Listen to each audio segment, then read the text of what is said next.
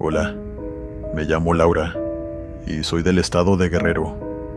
Siempre he sido aficionada al senderismo y me gusta mucho acampar con mis amigos.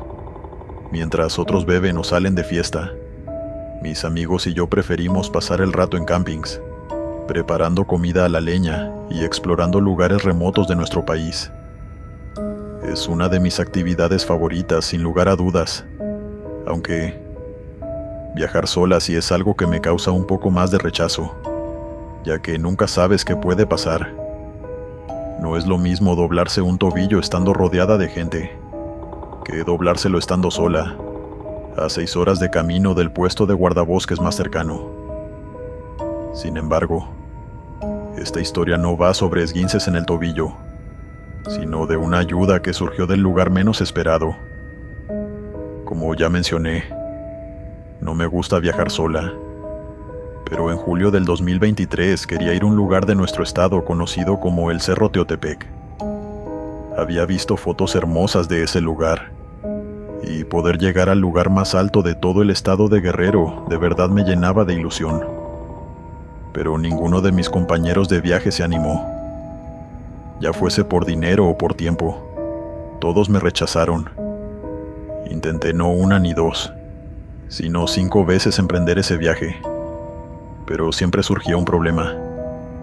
Y decepcionada, decidí que si ninguno de mis amigos quería ir, iría yo misma. Ese sería mi primer viaje en solitario, y no sabía que estaba a punto de vivir una de las experiencias más hermosas y a su vez más extrañas de toda mi vida. Y todo gracias a un guardabosques muy particular. Al momento de planificar el viaje, estudié con cuidado las rutas y los senderos. Vi algunos videos de senderistas que ya habían visitado el lugar, e intenté memorizar por todos los medios la ruta. También le pedí consejos a mi mejor amigo, Edgar. Él siempre nos guiaba en nuestros viajes, ya que tiene un excelente sentido de la orientación, y ha viajado a más lugares que todo el grupo de amigos junto. De hecho, él ya había hecho cumbre en esa enorme montaña, y me describió la ruta que debía seguir, pero también me advirtió que tuviera mucho cuidado y me mantuviera siempre dentro de la ruta. Sin embargo, yo me sentía bastante confiada, y pensé que nada malo me podía pasar, aunque me estuviera adentrando en una zona boscosa bastante grande, donde perderse era una posibilidad. Me preparé para una expedición de 2 noches. Guardé mi tienda y todo lo que necesitaría para pasar un par de noches en el campo, y me lancé a la aventura. La caminata duraba muchas horas, pero estaba en buena forma, así que eso no me preocupaba del todo. Las primeras 5 horas estuvieron bien, pero lo que yo no esperaba era que tanto el clima como mi sentido de la orientación me jugarían en contra. Y antes de darme cuenta, estaba caminando por el sendero equivocado, bajo una densa niebla y una tenue llovizna. No siempre se puede confiar en el reporte meteorológico. Día soleado. Claro. Las horas pasaban y la niebla no se iba, pero al menos no había truenos y la lluvia se había detenido. Sin embargo, yo no tenía idea de que, en algún punto, varios kilómetros atrás, me confundí de sendero, por lo que en lugar de acercarme a la cima del Cerro Teotepec, me desvié por otra cara de la montaña, acercándome a una zona conocida por sus bosques nebulosos, es decir, bosques húmedos y con mucha niebla. Me puso algo nerviosa que la niebla me dificultara la vista. Por eso me refugié bajo un conjunto de árboles a la espera de que la niebla se despejara un poco, cosa que no pasaba. Lo que sí puedo decir es que el paisaje era hermoso, muy místico, y el sonido de la naturaleza era hermoso en ese lugar, y disfruté del ambiente un buen rato, hasta que me di cuenta de algo que me puso un poco ansiosa. Empezaba a entrar la tarde, y yo no me encontraba en el lugar en el que se suponía debía estar. Seguí avanzando entre la niebla, y después de 1 hora de caminata empecé a ponerme muy nerviosa, dado que no encontraba ninguna de las marcas de la ruta que se suponía debía seguir. Caí en la realidad demasiado tarde, pues había confundido el sendero y ahora debía regresarme. Pero faltaba poco para la noche y, si de día me había desorientado, de noche me perdería completamente. Para que entiendan, me encontraba en una sierra, con muchos senderos de bajada y de subida. Yo sabía que tenía que seguir un camino marcado, pero en ese momento todo me parecía igual, y ni siquiera estaba segura de qué camino era el correcto para regresarme. Soy una persona un poco ansiosa, así que al darme cuenta del peligro más que posible de extraviarme, empecé a tener un ataque de pánico, molesta conmigo misma por haber sobreestimado mi capacidad de orientación. De pronto un tarareo me hizo erizar los vellos de los brazos. Miré a mi alrededor y por el sendero que yo había recorrido, vi a un hombre acercarse. Me sentí un poco nerviosa, porque estábamos en medio de la nada y no sabía si me había seguido.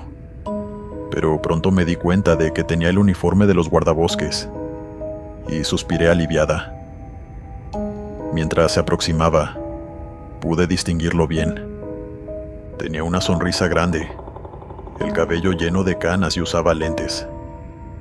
Era un hombre mayor, tal vez de 60 años, y en cuanto estuvo a pocos metros de mí, me saludó con la mano, y con el tono más amigable que he escuchado jamás me dijo: «¿Estás perdida?».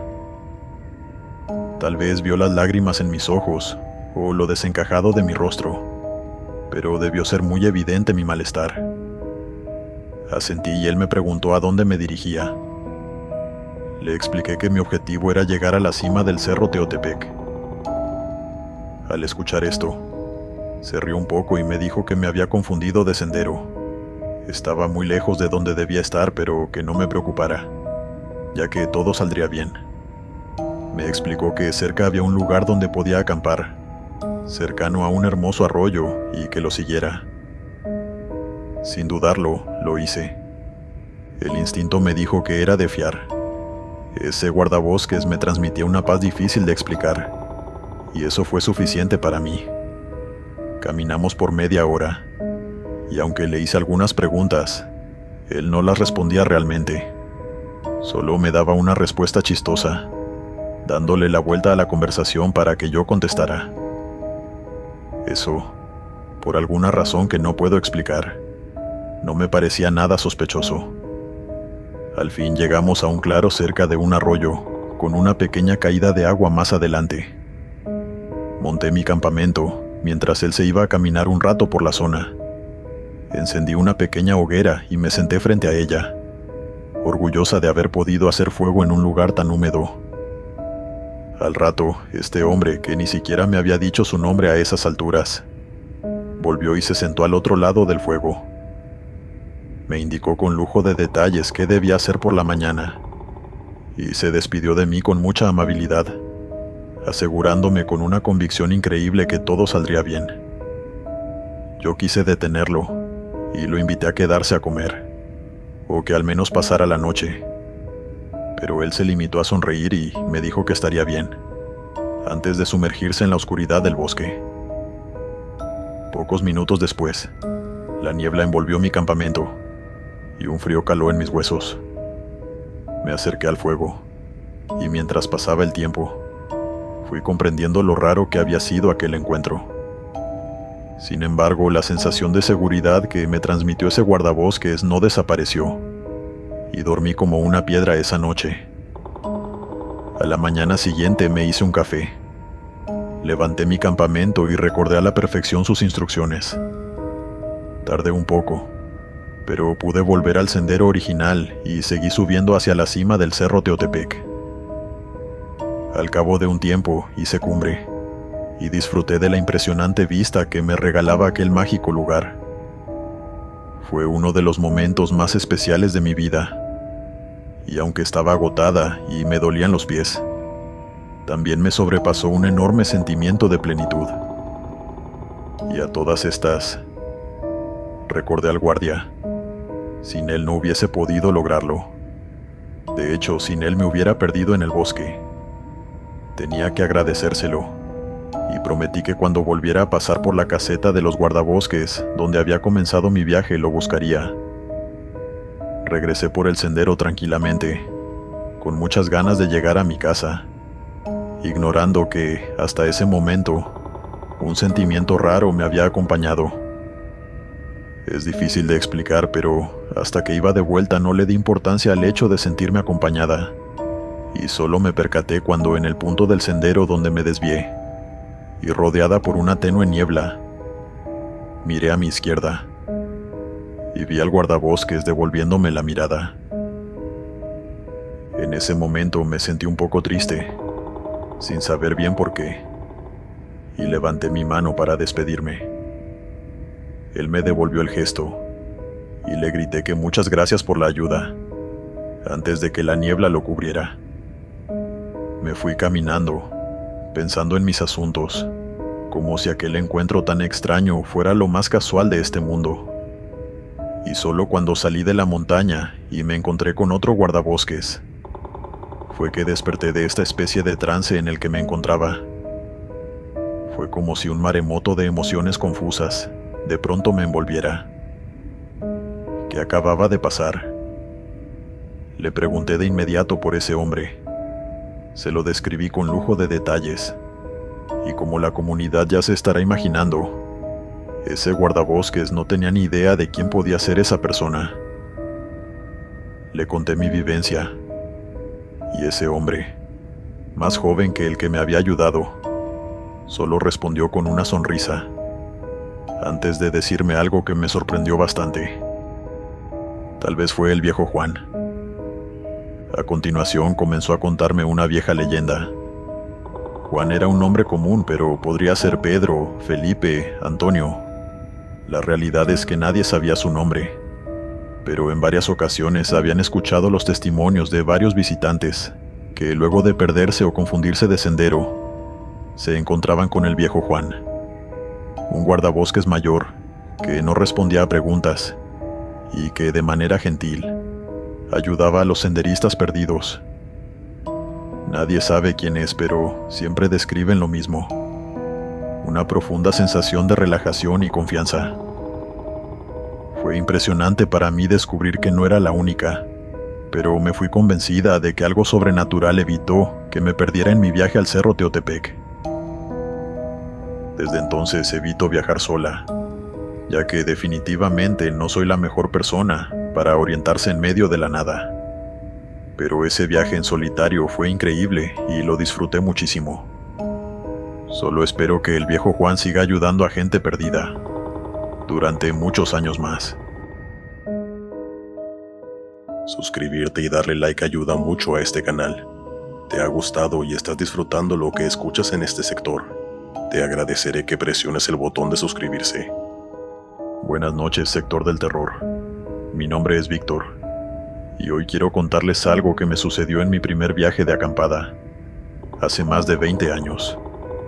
Por aquel entonces yo tendría unos 19, y estaba en mi primer o segundo semestre de la universidad. No lo recuerdo bien, pero es un detalle importante por un solo motivo. Estaba viajando con gente que recién estaba comenzando a conocer. Compañeros de clase que, si bien me divertía mucho con ellos, todavía no sabía qué carácter tenía cada uno. El grupo estaba compuesto por casi 15 personas, chicos y chicas de mi edad o tal vez un poco mayores, con ganas de pasarla bien. Por mi parte, siempre he sido alguien muy respetuoso y tranquilo. Sí, me gustaba divertirme como cualquier joven a esa edad, pero también sabía mantener las formas. Y no es que fuera un amante de las reglas o algo así, pero si no hacía falta romperlas, no lo hacía. En fin, con ese contexto creo que puedo comenzar con la historia. Era mediados de diciembre, y ya habían comenzado las vacaciones decembrinas. Creo recordar que los maestros me dejaron un montón de trabajo pendiente para enero, pero eso me dio bastante igual cuando José Carlos, uno de mis amigos de aquel entonces, me llamó para decirme que estaba planificando una acampada en unas pozas que su hermano mayor conocía, bien adentro del bosque. Ya varios del grupo se habían animado, y yo no me quedé atrás. Jamás había acampado, así que me entusiasmó mucho la idea. A todas estas, soy del estado de Yucatán, y como bien saben, aquí la vegetación y las áreas silvestres pueden ser bastante densas.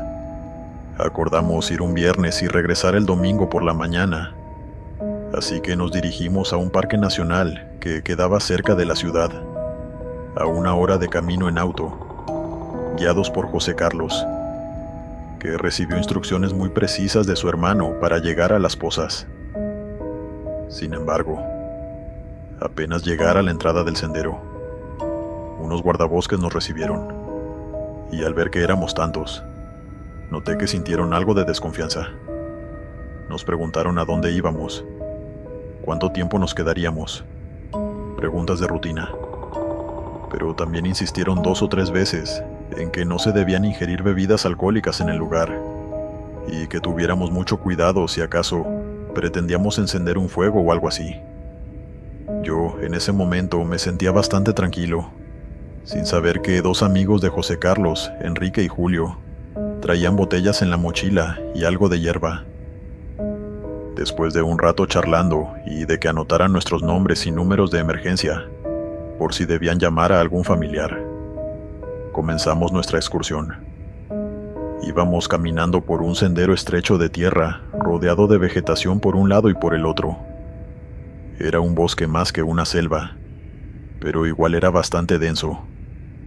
Las copas de los árboles formaban un techo sobre nosotros, y alrededor solo podía ver árboles, ramas, vegetación y muchas hojas secas por el piso. En cuanto a los sonidos del bosque, sinceramente no había mucho que apreciar, ya que los 15 íbamos hablando todo el camino.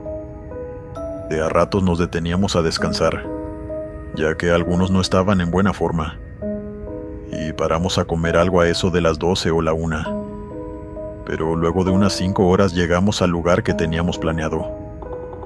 Frente a nosotros, tras una curva llena de árboles y maleza, encontramos un claro de unos 40 metros, con todos los signos de haber sido usado antes como punto de acampada. De hecho, incluso había los restos de una fogata en el centro. Unos 15 metros más allá del claro se podía ver una cascada de unos 7 metros. Nos acercamos corriendo, y en efecto, se abría un sendero que llevaba a varias fosas inferiores donde se podía nadar. Estábamos emocionados, y mientras que algunos nos pusimos a armar nuestras carpas, otros no tuvieron tanta paciencia y salieron corriendo a meterse en el agua de las pozas. La pasamos bastante bien, y me uní al grupo que buscaba leña seca para poder hacer una fogata. Al cabo de algunas horas empezó a anochecer, y en general el ambiente estaba bastante bueno, hasta que Enrique y Julio sacaron el alcohol. Eran unos 6 litros de vodka y 2 botellas de tequila. Me resultó imposible ocultar mi disgusto. No tengo ningún problema con beberme 1 o 2 cervezas, pero en general tengo una relación complicada con el alcohol desde muy joven, debido a temas familiares que no vienen al caso. El punto es que, aunque para otros podía parecer obvio que un grupo de universitarios no se internaría en el bosque sin algo para pasarla bien, yo en serio no me esperaba que hubiese tanto alcohol. Todos empezaron a beber alrededor de la fogata, ya que había cobrado fuerza, y durante un rato estuvo bien. Hasta que uno de los más jóvenes e imprudentes del grupo, Gonzalo, empezó a mezclar alcohol con hierba. Al cabo de unos pocos minutos estaba fuera de control, vomitando en el monte y gritando a todo pulmón. Varias de las compañeras que habían ido con nosotros empezaron a sentirse muy incómodas, y de pronto surgió la idea de llamar a los guardabosques, ya que Gonzalo empezó a sentirse muy enfermo.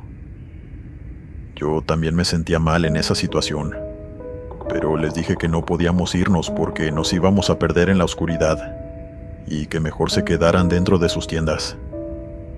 Respiré profundo e intenté ayudar a Gonzalo. A todas estas, solo José Carlos estaba tomando la cosa en serio, preocupado porque Gonzalo se recuperara. Julio y Enrique solo se reían alrededor de la fogata, gritando cosas como "no aguantas nada". Poco a poco pasaron las horas. Gonzalo recuperó un poco sus estribos y se quedó sentado en la tierra. mientras intentábamos que recuperara la compostura. La mayoría del grupo se había ido a dormir sin cenar a eso de las 9, y dimos por arruinada la primera noche. En una de esas, Gonzalo nos pidió que lo bajáramos a la poza para poder enjuagarse la boca y lavarse la cara. José Carlos lo tomó por un lado y yo por el otro, y poco a poco empezamos a bajar el camino, mientras Enrique y Julio seguían con sus chistes de mal gusto. Aquí es cuando la cosa se puso muy rara y escalofriante. Los tres llegamos a la primera poza. Como dije antes, estaba a unos 15 metros del claro. Bajaba por un sendero estrecho, rodeado de piedras y árboles. Yo alumbraba todo con una linterna pequeña, y el problema con esa poza era que, a diferencia de las otras, estaba rodeada de arbustos espinosos. Así que bajamos a la segunda poza, que era más grande y menos complicada de acceder. Estaba solo a 5 metros, y cuando llegamos Gonzalo se arrodilló y empezó a lavarse la cara, mientras José Carlos se disculpaba por la actitud de Julio y Enrique. No sabía qué les pasaba, ya que nunca los había visto tan borrachos. Justo mientras decíamos esto, Gonzalo perdió el equilibrio y cayó dentro del agua. Ambos nos agachamos para ayudarlo, asustados porque fuera a ahogarse, y en ese instante escuchamos una voz a nuestras espaldas que nos sorprendió a ambos. ¿Están bien? ¿Necesitan ayuda? Quien nos hablaba era un hombre, y su voz sonaba muy serena. Pensé por un instante que era Julio, pero cuando me di la vuelta, era un señor de mediana edad, con lentes y una chaqueta azul. Llevaba a sus espaldas un bolso bastante grande de mochilero, y detrás de él había una mujer, más o menos de su edad, con una chaqueta marrón, cabello largo castaño y un bolso similar. Yo siempre los miré hacia arriba, a sus rostros, y sentí cierto alivio al verlos. Bueno, nuestro amigo está enfermo, pero creo que ya se siente mejor, no se preocupen.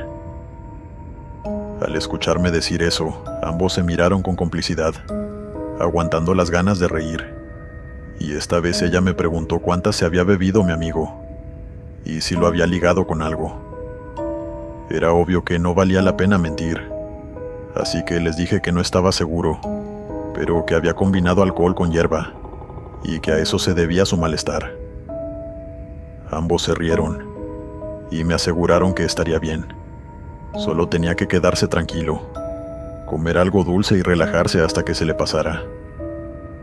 Yo les di las gracias, y a todas estas me quedé en silencio mirándolos, esperando que Gonzalo o José Carlos también respondieran, pero no hablaban.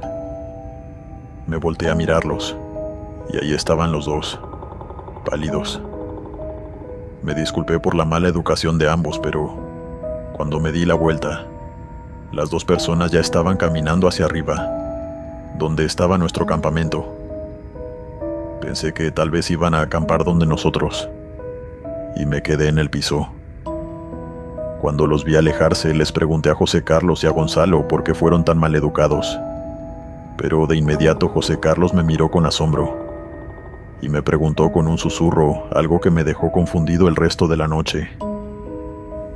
Amigo, ¿nunca viste hacia abajo?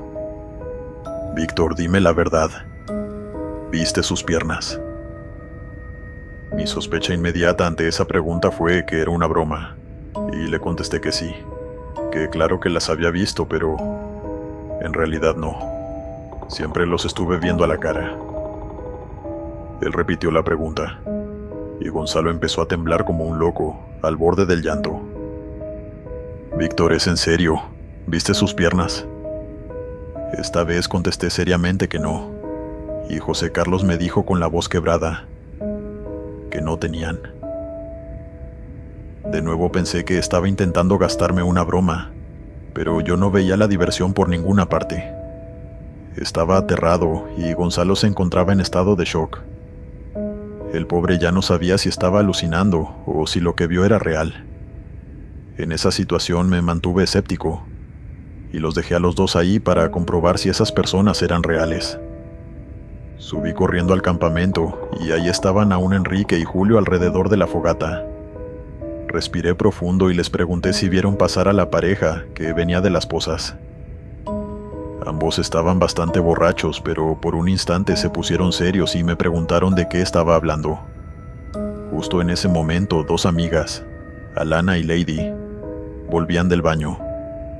Les pregunté si acaso no vieron a una pareja caminando por el sendero, ya que a esas alturas pensé que Enrique y Julio simplemente estaban siendo odiosos y no querían decirme la verdad. Pero ellas, confundidas, me dijeron que no habían visto ni escuchado a nadie. Cuando me dijeron que no habían escuchado nada, caí en cuenta de un detalle al que no le puse atención hasta entonces. Y es que el suelo estaba lleno de hojas y ramas que crujían cada vez que las pisabas. Y sin embargo, nunca escuché a esas personas acercarse a nosotros, ni sus pasos cuando se fueron. Me sentí muy confundido, y unos minutos después, cuando José Carlos volvió con Gonzalo, ya se había corrido la voz entre todos de que habíamos visto a unos fantasmas. Al parecer, lejos de asustar a los demás, esa historia los motivó, y se reunieron alrededor de la fogata para contar historias de terror. Supongo que pensaron que nos lo estábamos inventando, y aunque los tres estuvimos bastante nerviosos el resto de la noche, al menos eso sirvió para que el grupo se animara un poco después de lo de Gonzalo. Terminamos durmiéndonos a eso de las 2 de la mañana, luego de un largo interrogatorio sobre lo que vimos, seguido de muchas anécdotas paranormales. Y aunque el ambiente volvió a ser agradable, yo no dejaba de ver hacia los árboles, esperando ver en cualquier momento la chaqueta de esas personas. Sin embargo, el sueño me venció y terminé entrando a mi tienda. La compartiría con dos amigas y otro compañero de clase, y durante un rato logré dormir bien, despertando de rato en rato, hasta que sentí que alguien apagaba la fogata y entraba a su tienda. Tal vez solo fue una broma de alguno de los compañeros, pero un par de horas después escuché sonidos alrededor del campamento, como si movieran cosas de un lado a otro. Estaba nervioso, pero lo ignoré y seguí durmiendo. El día siguiente fue excelente. La pasamos todo el tiempo en las pozas y cocinamos por la noche. Asamos malvaviscos como suelen hacer en el norte, y afortunadamente el alcohol se acabó, por lo que nos concentramos en toda la carne y los embutidos que habíamos llevado. Comimos hasta hartarnos, e inevitablemente volvimos al tema paranormal. Ahora, un poco más tranquilo, les conté con detalles lo que vi, y lo confuso que fue todo aquello. Algunos especularon que fuesen campistas experimentados, y que simplemente nos rodearon sin que nos diéramos cuenta. También dieron por sentado que no los escuché porque estaba muy ansioso por el tema de Gonzalo. Les di la razón, y al menos yo me quedé más tranquilo. Sin embargo, José Carlos y Gonzalo rechazaron totalmente esa teoría, asegurando y jurando por sus madres que esas dos entidades no tenían piernas. Cuando les preguntaron cómo se mantenían de pie, ellos contestaron que no lo hacían. Flotaban en el aire. Sinceramente, me fui a dormir un poco más tranquilo, e ignoré de nuevo los sonidos que se escuchaban alrededor del campamento, atribuyéndolos al viento o a alguien que se levantaba para ir al baño.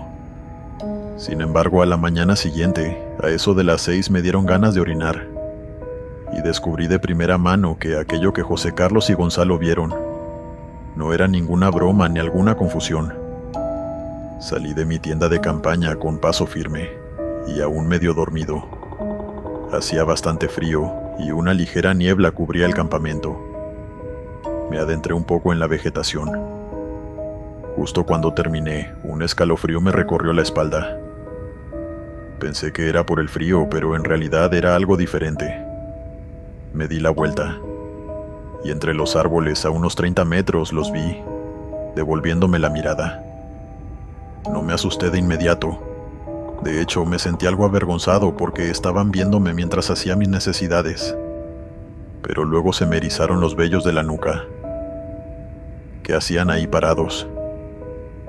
Justo iba a preguntarles cuando de pronto se desvanecieron, como si fueran un espejismo.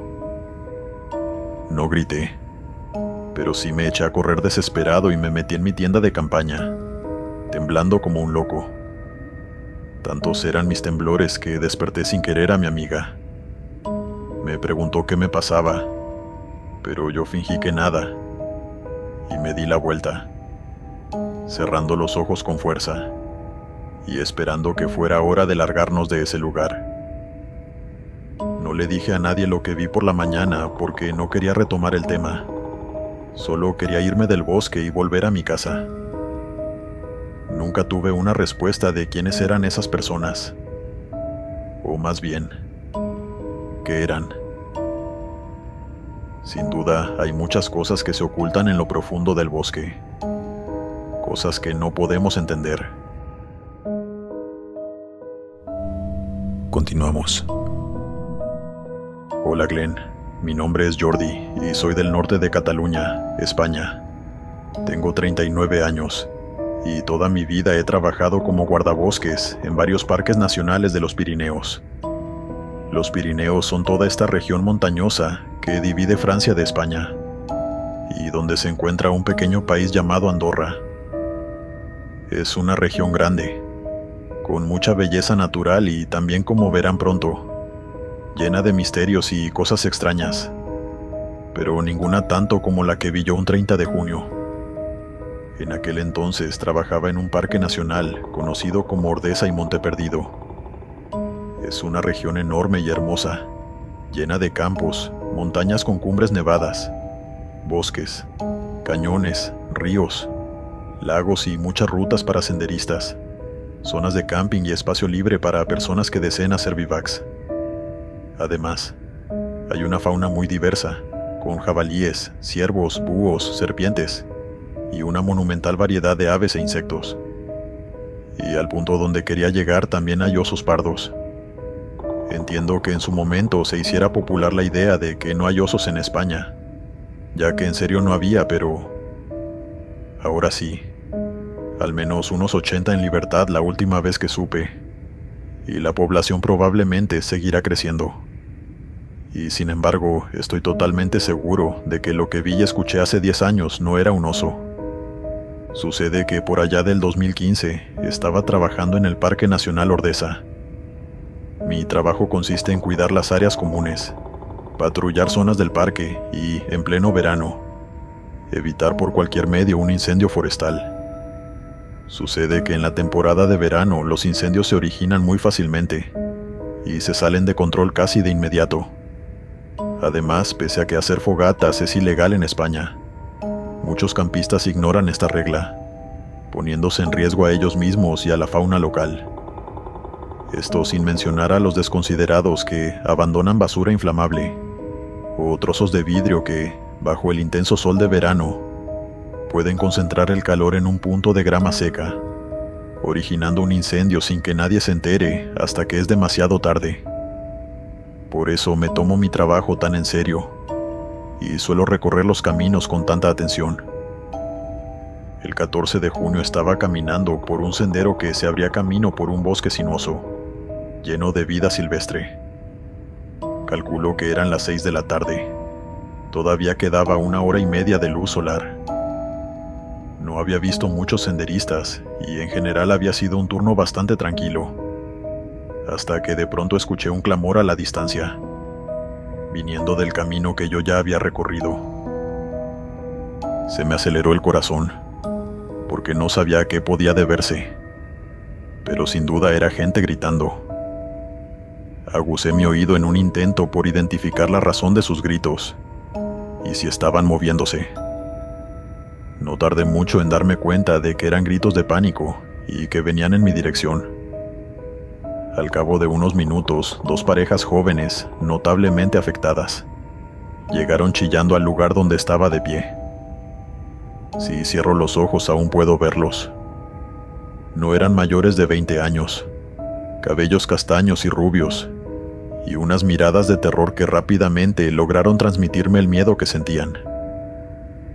Verme de pie en el sendero debió ser para ellos un milagro, y se me echaron encima, como si de alguna manera yo fuera un superhéroe que debía salvarlos. Entre los 4 gritaban y lloraban cosas sin sentido, y obviamente no podía entender lo que decían. Los detuve en seco, ordenándoles guardar silencio, y ahí recién pude notar las heridas en el pecho que uno de los chicos tenía. Gracias a Dios la herida no era profunda, pero sin duda algo había cortado su camisa, dejando una marca muy parecida a la de una zarpa.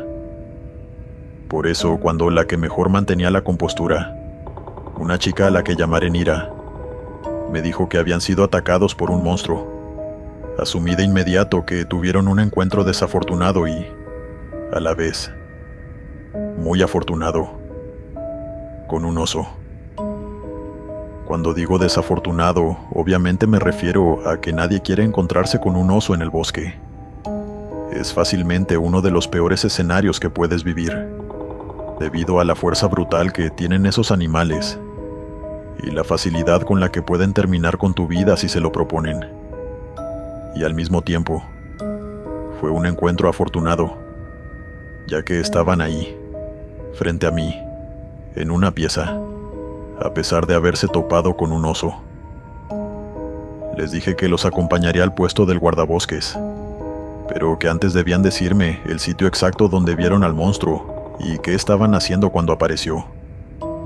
Al parecer, los 4 estaban planeando hacer un vivac en el lugar y pasar la noche antes de seguir su camino hacia el interior del parque. Apenas estaban montando su campamento cuando sintieron que algo se movía alrededor, entre los árboles. Sin embargo, no lograron ver nada. Solo escuchaban ramas crujiendo y algo que respiraba con fuerza alrededor. Al cabo de unos minutos, los 4 estaban en alerta máxima, y hasta el más optimista del grupo se puso nervioso por la amenaza. Fue entonces cuando vieron al supuesto monstruo, intentando esconderse detrás de un árbol alto. Ese bosque tiene árboles muy altos, así que incluso en verano la luz suele escasear. Se mantenía a la sombra, así que no lograron describirlo con precisión. Solo afirmaron que era enorme, de casi 5 metros, y que tenía el pelaje negro como un carbón. Comprendí que tal vez el miedo y las sombras los hicieron ver mal, ya que no existe un oso pardo capaz de medir 5 metros.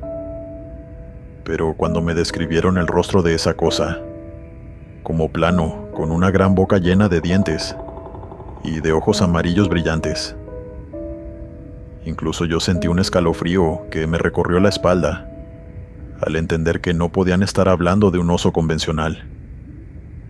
Los 4 se apiñaron mirando fijamente a la criatura, que de pronto salió de detrás de los árboles y comenzó a acercárseles, caminando sobre 2 patas, como si fuera una persona.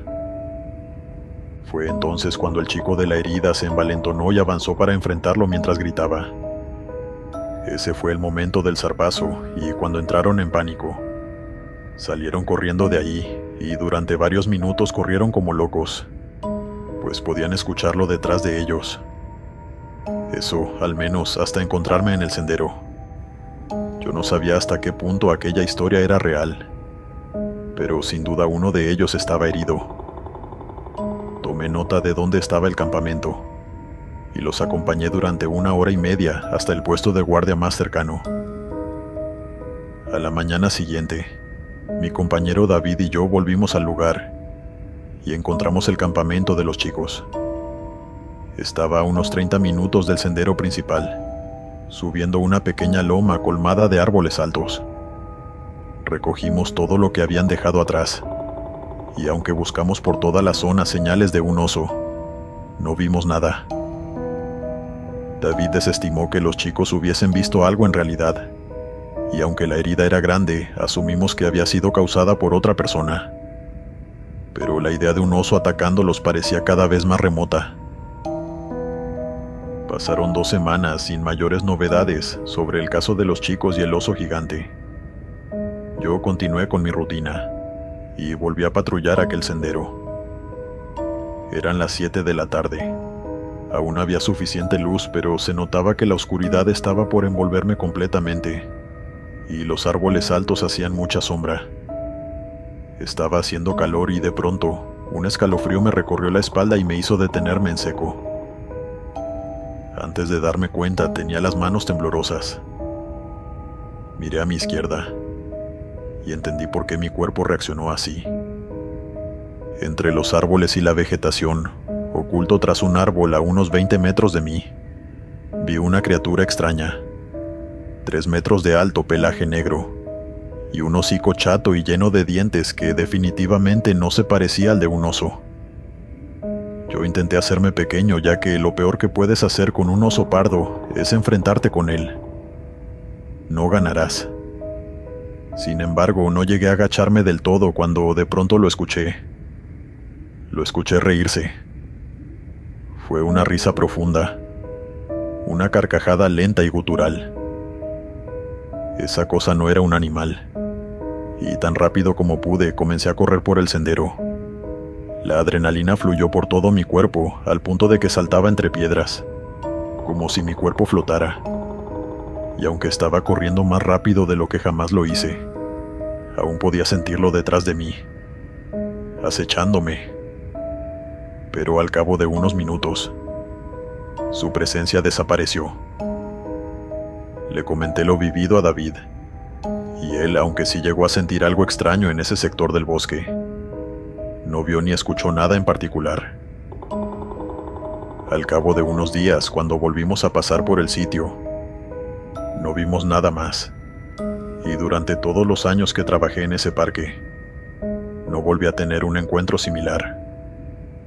Eso me ha llevado a especular un poco sobre mi encuentro y el de esos chicos, pero sin llegar a ninguna conclusión. Sin duda el mundo es un lugar muy grande, y puede que en terrenos vírgenes, zonas apartadas de la civilización, se escondan criaturas grotescas y malévolas. No lo sé, pero una cosa sí tengo bastante clara. Esa cosa no era un oso. Buenas noches.